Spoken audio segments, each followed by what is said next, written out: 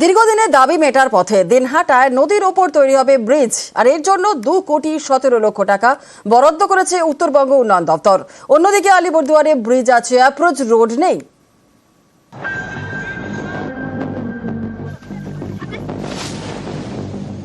নদী পেরোতে হয় এক ফালি বাঁশের সাঁকোর উপর দিয়ে,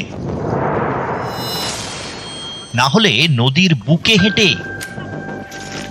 বর্ষার সময় এ পথে যাতায়াত বন্ধ। স্থানীয়দের দীর্ঘদিনের দাবি এই নদীর ওপর তৈরি করতে হবে ব্রিজ, যাতে দুর্ভোগ কাটে। সেই দাবি এবার পূরণ হচ্ছে। কোচবিহারের দিনহাটায় নদীর ওপর তৈরি হবে ব্রিজ, শিলান্যাসও হয়ে গিয়েছে। ব্রিজ তৈরির জন্য 2,17,00,000 টাকা বরাদ্দ করেছে উত্তরবঙ্গ উন্নয়ন দপ্তর।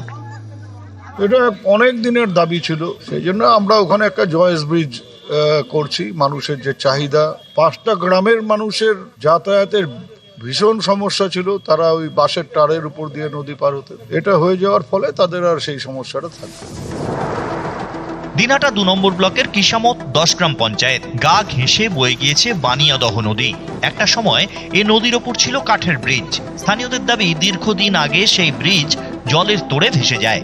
তারপর থেকে ভরসা সাঁকো, প্রাণের ঝুঁকি নিয়ে নদী পারাপার করতে হয়। স্থানীয়দের দাবি মেনে এবার এই নদীর ওপর তৈরি হবে ব্রিজ। ব্রিজ চালে তো ভালোই সুবিধা হবে, কারণ ওপারের লোকেরও সুবিধা হবে, আমাদেরও হবে, যাতে আসে।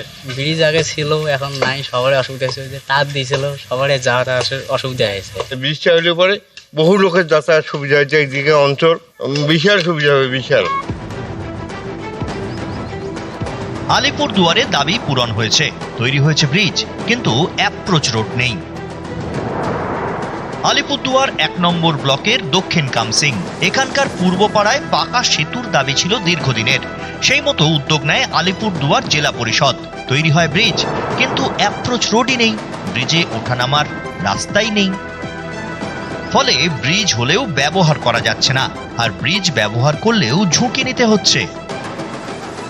ব্রিজ হওয়ার পরে এখানকার জনসাধারণ সবাই খুশি। অসুবিধাটা আবার রয়ে গেল, মাটি দেওয়া নাই, সেরকম বাঁধ নাই। একটা যদি রিক্সা যায়, টোটো যায়, মনে করি খুব অসুবিধা হয়। সম্ভবত জেলা পরিষদ বা এসআরডি এর কাজ হয়ে থাকতে পারে।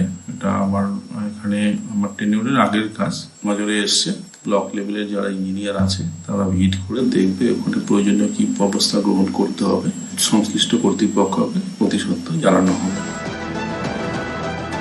কোচবিহার থেকে শুভঙ্কর সাহা এবং আলিপুরদুয়ার থেকে রাজকুমার কর্মকার, নিউজ 18 বাংলা।